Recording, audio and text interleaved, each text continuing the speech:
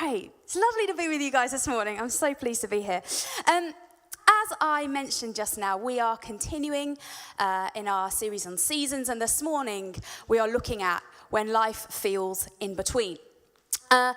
And when you feel in between what is and what could be, the now and the not yet, when you're in a season of waiting for God to break through on something, or waiting for God to do something, or a season of expectancy, it can be really, really frustrating. It can be exhausting. It can feel like you've heard God on something and you're just waiting for him to do something, or you're kind of thinking, I'm not the person that I know I need to be, and I need God to break through on this part of my character, but he's not there yet and I'm not there yet. You can get really frustrated. And as frustrating and exhausting as these seasons can be, the season of being in between is one thing 100%. It is being human. I love to read. And I love to read because every so often you come across a quote and you read a part of a book and something inside of you goes, yes, that's it. That's what I'm feeling. This is a quote that I read recently from a book called Unlocking the Torah Text. And this is what I mean by it is 100% being human when you're in a season of being in between. Man is the only creature forged from both the upper and lower spheres. We are essentially creatures in conflict, shaped from the dust of the earth into which God breathes his spirit of life. Heaven and earth vie for supremacy within our souls. I read that and I thought, yes, I get that.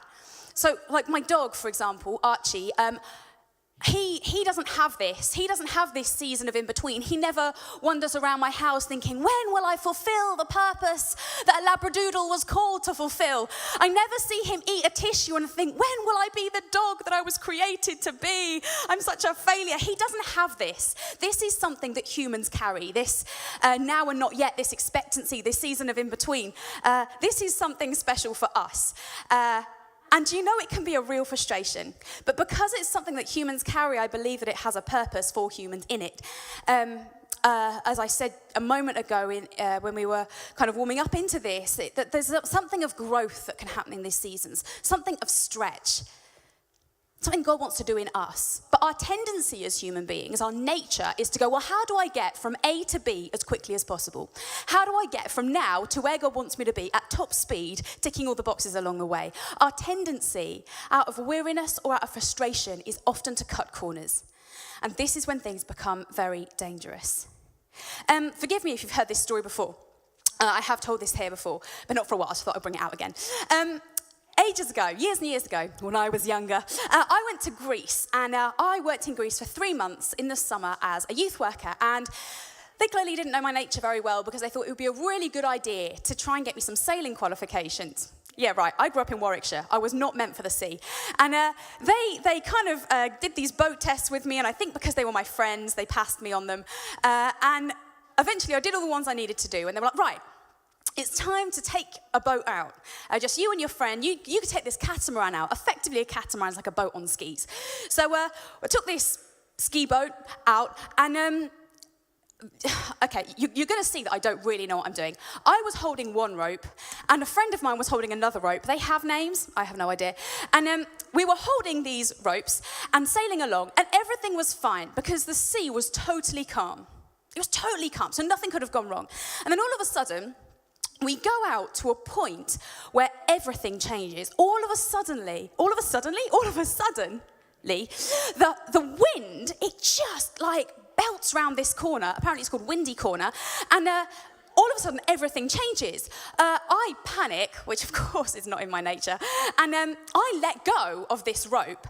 The sail swings right round. The whole thing capsizes. It results in my friend dangling by her leg from a foot strap upside down. These guys have to come out and cut us out of the boat, and I end up very bruised, emotionally, physically, spiritually. It was a very bad experience. But what I learned when I got back to shore is that we were doing a couple of things wrong in that moment.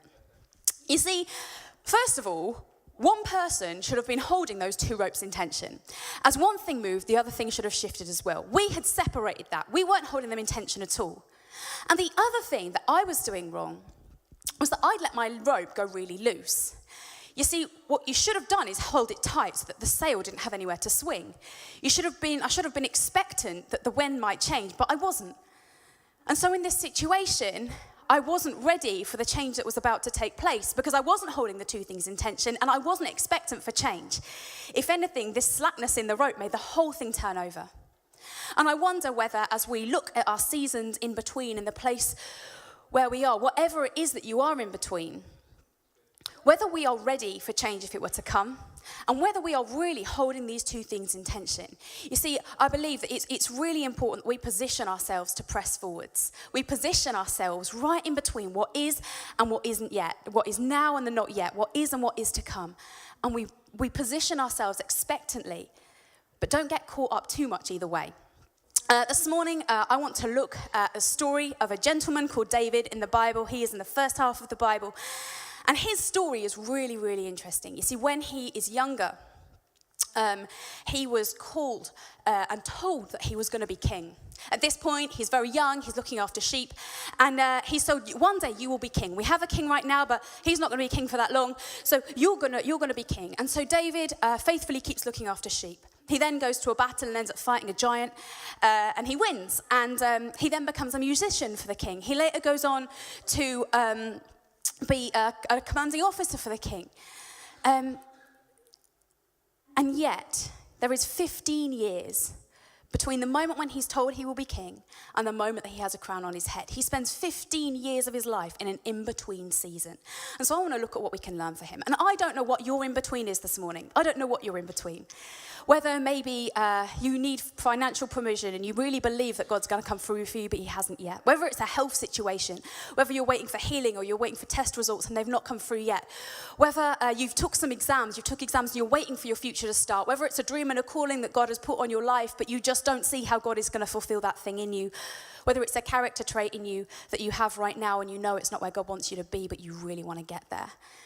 We're going to spend some time looking at what it means to be in between. Firstly, in a season of in between where you are, so whatever you're doing and the season that you're in. But secondly, being in a season of in between in terms of who you are and your nature and who God's calling you to be. So let's crack on. First, I'd like to actually thank you for being here this morning when it's so sunny outside. It really is nice. I bought some new sun chairs yesterday, ready for the weather.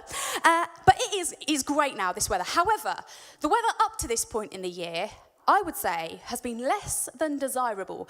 We started the year with dark and rain, moving swiftly into snow, back to dark and rain, into more snow, back to dark and rain, into it's almost snowing at Easter. I saw snow at Easter. And then it got really, really hot and gave us all hope. And then went really rainy again, and now it's hot. Like, I don't know what to do with myself. I actually had a crisis that I can't remember what I wear in hot weather. Now, you might think, well, that explains what you're wearing. But I genuinely have had to stand in front of my wardrobe and go, I don't remember how to dress when it's warm. I'm not used to it. But what happens every year without fail is that I get to a point where I've had enough of the seasons. I go, right, that's it. It should be hot now, so I'm going to dress like it's hot. I don't even care what the weather's going to do. And I almost try and usher in the summer based on my wardrobe. And I have started doing this. Last time it was hot a few weeks ago, I thought, right, that's it, no more coats. I'm done with coats. They're a joke. So I started wearing these small jackets and thin trousers. And let me tell you, I have been out in rain and wind, and I have been absolutely freezing. But I'm like, I have had a taste of what is to come, and I will dress for that no matter what happens. But do you know, so often, I'm like that in my life as well. I know that God's got something for me. I know that God's calling me to something. And so I go, right, okay. Well, then I'm gonna put my eyes on that. I'm gonna fix my eyes on that, and that's where I'm going. And what actually happens is when we're so focused on where we're going and what the season that you want to usher in, we actually end up really unprepared for the season that we're in the immediate, because we dress wrong. And so we end up cold or rained on or whatever it is, because we're so focused on where we want to be rather than where we are that we end up in a state. So I guess I would say to you at the start of talking about where we are in an in-between season is, where does God want you to be right now today? And that is something for you to ponder on. I'm going to read from 1 Samuel 24, verses 1 to 4, which is going to come up on the screen, but if you have a Bible, feel free to turn. So, before I go into this, what's happened is David has been fighting for Saul. He's been doing really well, but people start singing this song about Saul kills his thousands and David kills his tens of thousands. Now, their relationship was tense before that anyway. But this really made David kind of get a bit irky. Saul get a bit irky with David. And Saul decided, right, I've had enough of him. I'm going to kill him. Extreme, but it's what happened. And David finds this out. And so David goes on the run. And he goes on the run and swings by a priest's house to pick up some supplies. And then goes to a cave to hide out. So this is where we join them. After Saul returned from fighting the Philistines, he was told that David had gone into the wilderness of En-Gedi. So Saul chose 3,000 elite troops from all Israel and went to search for David and his men near the rocks of the wild goats. At the place where the road passes some sheepfolds, Saul went into a cave to relieve himself. Toilet time. But as it happened, David and his men were hiding further back in that very cave. Now is your opportunity, David's men whispered him. Today the Lord is telling you, I will certainly put your enemy into your power to do with as you wish. So David crept forward and cut off a piece of the hem of Saul's robe. If we could leave that verse up, that would be brilliant. Stephen Furtick does a great talk on this Bible passage, and I have to say that the next sort of 3 minutes are mostly his material, because he spotted some really incredible stuff in this verse. You see, you understand why David would want to do this, why David would think, I'm tired of my season of in-between, the now has gone and the not yet has come. You see, he's in this cave. He's been in this season of in-between for a while, and outside of the cave that he's in is a sheepfold. That's his past. That's where he came from. That is where he began. And in front of him is the not yet. In front of him is the thing that God has promised. And you can imagine him sitting there in the cave going, God promised me to be king. And now I'm hiding in the back of the cave. Out there is who I was. Here is who I should have been. And maybe this is my moment. And right now I feel a lot closer to where I was than where I should be. And so he's convinced to act. How he is convinced to act, though, is really interesting. You see, really, it's the counsel that he has that makes him cut a corner, both literally and the other one, in this situation. You see, he has a friend, and his friend tells him, look, this is your time. Today, the Lord is telling you, I will certainly put your enemy into your power to do with as you wish. And the incredible thing about this verse is that it's almost true.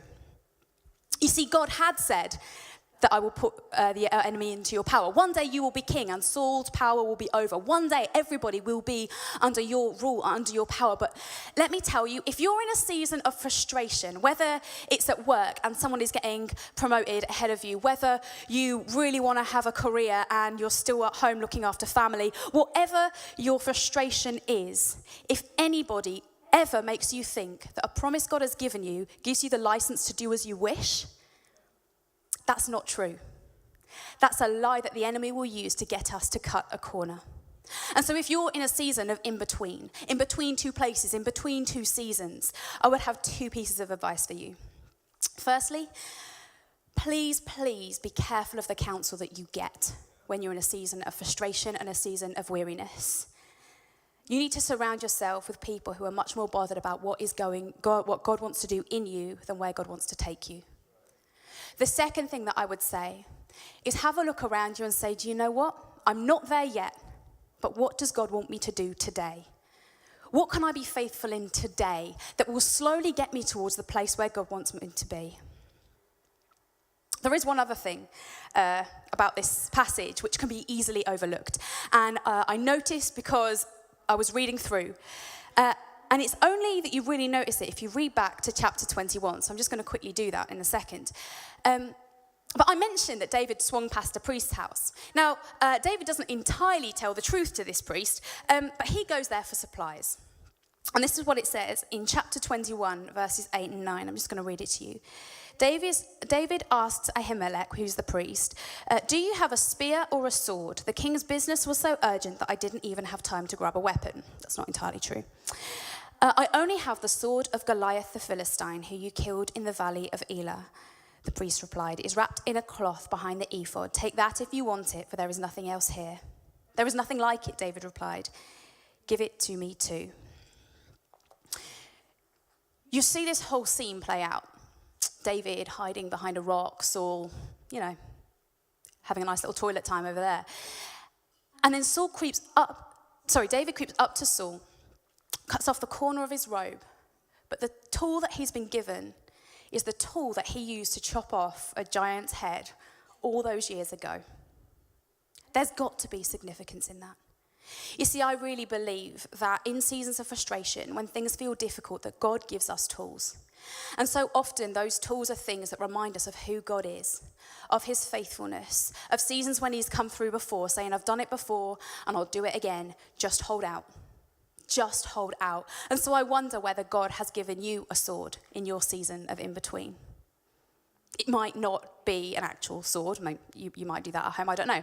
But it may not be an actual sword. It might be a person to say, don't you remember that God promised you this and God has come through for you before?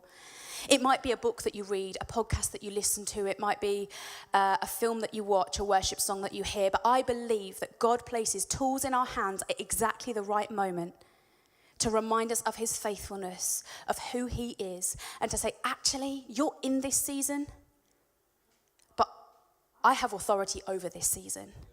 I've done it before, and I'll do it again. And so, being in an in-between season in where you are. What about being in an in-between season in terms of who you are? That is a very different thing and a very personal thing. So often I think that we are in a place of who we are now, but we know who God wants us to be. If you are not a Christian here this morning, I'm sure you would understand that there are things in our lives that even if your goal may not be to be more like Jesus, there are things in our nature that we recognize that we think, my life would be a lot better if that thing wasn't there. That might be anger, that might be gossip, it might be cynicism, it might be the thoughts that creep into your head that knock your self-confidence, it might be an addiction to porn, to gambling, to drinking, to shopping, to gossip, to our own reflection. It could be a whole number of things that are going on inside of us that we think, this is where I am, but this is where I know that I want to be. And this is a season that I would like to talk into very briefly now.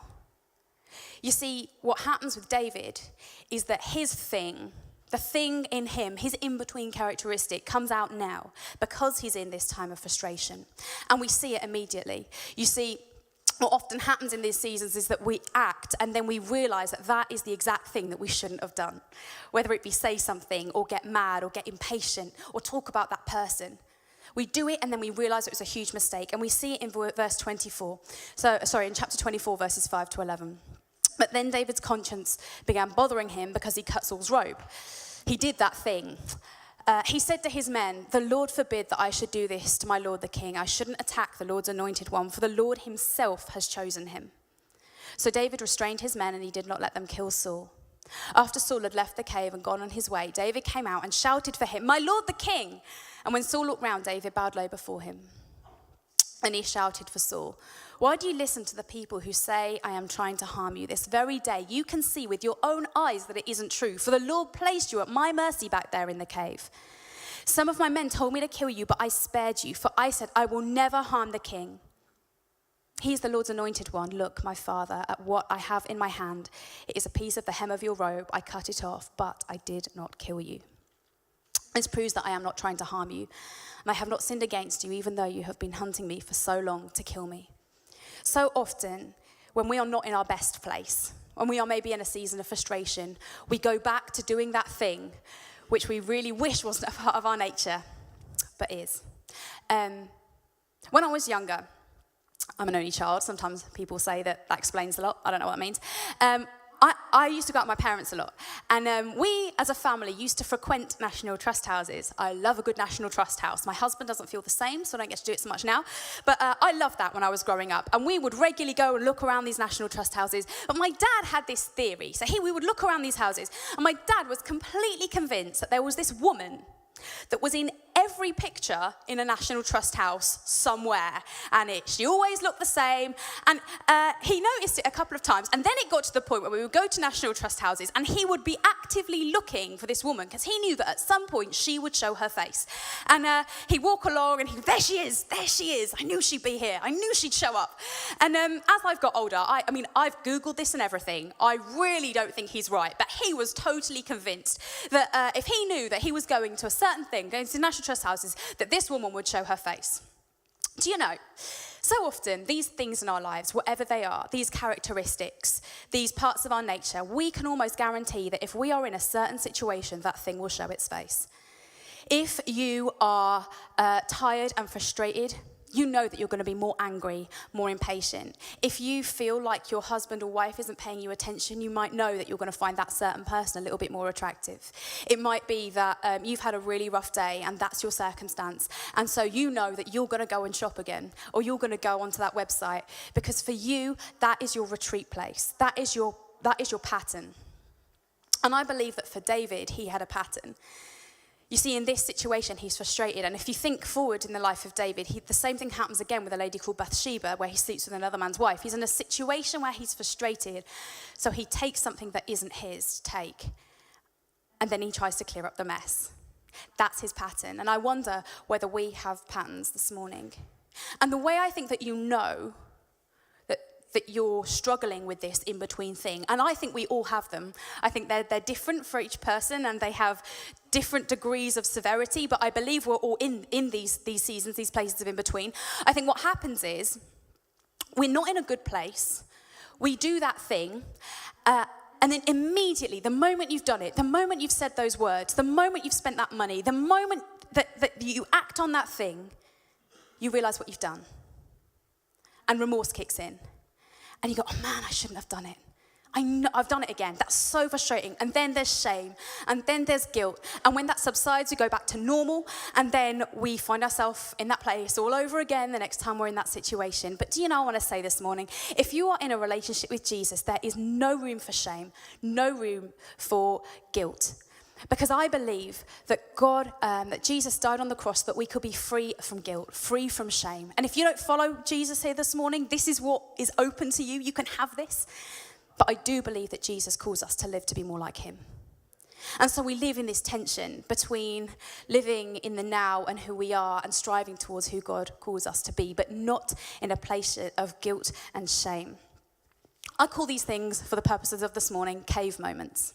Because I think whatever this tension is in who we are, it often happens in cave moments, places of darkness, places where no one can see, in the dark, private places that are hidden away from other people. And I just want to speak for a moment into these cave moments. You see, I believe that actually, whilst these sound like horrendous things, that it's these cave moments that actually go on to build our character. And it all depends on how you see these moments and how you view these moments that determine the outcome. You see, both Saul and David were in a position of attack in a cave. They were both under attack, but they were in the same cave and viewed that cave very, very differently.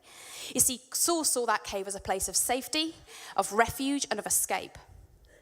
If there's something in your life that you always turn to every time you just need a bit of escapism, every time you need safety and refuge to just let off steam. I've had a bad day at work. I'm just going to go and drink a bottle of wine at night because I've had that kind of day. Anything that becomes your refuge and your safety too often is a dangerous thing.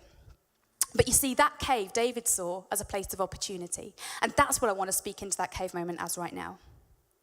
You see, Saul went into that cave and actually made himself really vulnerable. You see, it wasn't that Saul didn't have people that he could have taken into that cave moment with him. He could have. He had 300 elite troops outside. But he decided to go into that cave alone and make himself vulnerable. Why? Because he underestimated the danger of that cave. If you have a pattern in your life, a behavioral pattern, a thought process pattern, even a person in your life that you keep going back to, or relationships that you just can't help but be in again and again and again, I want to say this morning, please do not underestimate the danger of making yourself vulnerable and not taking other people with you on that journey, and not having people beside you as you journey it. You see, David, the difference for him was that he knew that there was one way out of that cave. He knew that there was one way of getting out of this situation, and it was through the front. And he knew that going out of that cave and saying to Saul, I've got your robe, he knew that doing that would actually make him really vulnerable. It was not safe. But he did it because he knew that freedom was worth it.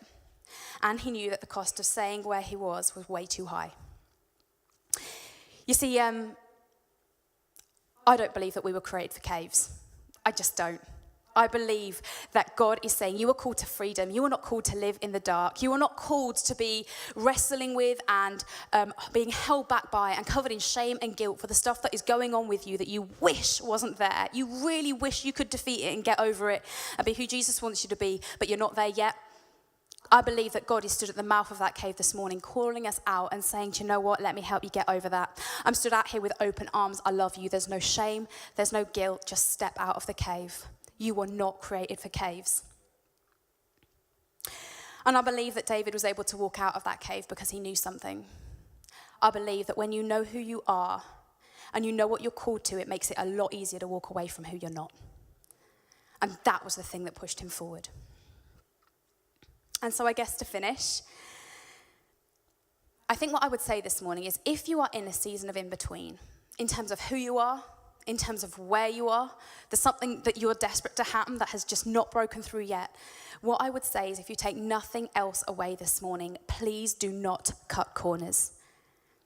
You see, as we saw a while ago with Dan and Nathan, holding that exercise band in tension between them, that actually the in-between is a place of stretch, a place of growth, and a place where we're called to build muscle.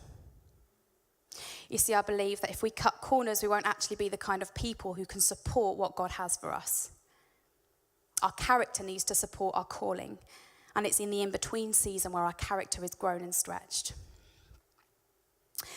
As I said, Furtick has spoken on this passage, and he said a phrase that I absolutely loved, that God is much less bothered about if you get there and much more bothered about how.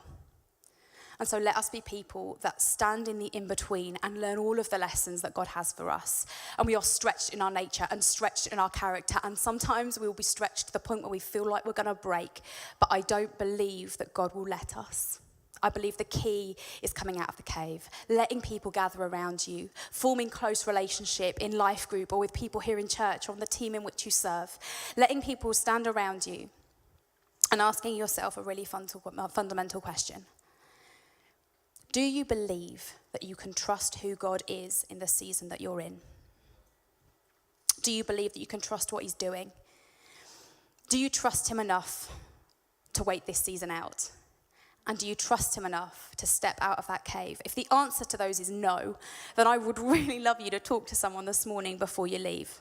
And if the answer to those is yes, you do at least trust who God is, then I would say, okay, great. So what do you believe that he is calling you to do today in the in-between season? How can you be faithful today? See, I don't believe that this is your fight. This is God's fight. I believe that we are stood in this season under his rule, that this is his battle and he will win it for us. We just have to hold those things in tension, stay strong and stay focused on who God is calling us to be in the season that we're in right now. And so we're going to go into a time of taking communion. Because ultimately, how you see your season, I think, depends on how you see your God. And this is a God who died for us, a God who fights for us, a God who gave his life for us, who has done it before, and I believe he will do it again. And so we're going to just spend a few moments taking communion. There are tables down here at the front and tables at the back. And the way we're going to do this is I would love it if we could maybe go in groups and take communion there and then return to our seats. And then we're going to go into a time of response once communion is done. So if you would like to stand, I'm going to pray.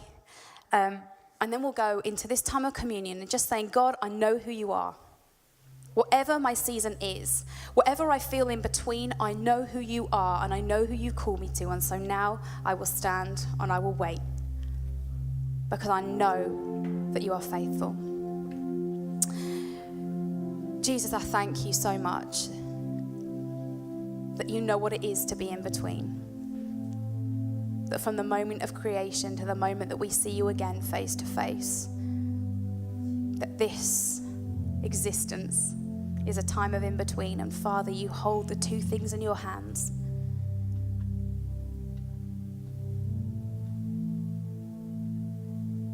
God, as we take communion now and remember what Jesus has done for us, as he took the now and the not yet in each of his hands and died on a cross, we say that we trust you and we love you. No matter what our season, whether it's a season of celebration, a season of grief, we choose actively this morning to say we know that you are King. We know that this is your battle. And we hand our season back to you.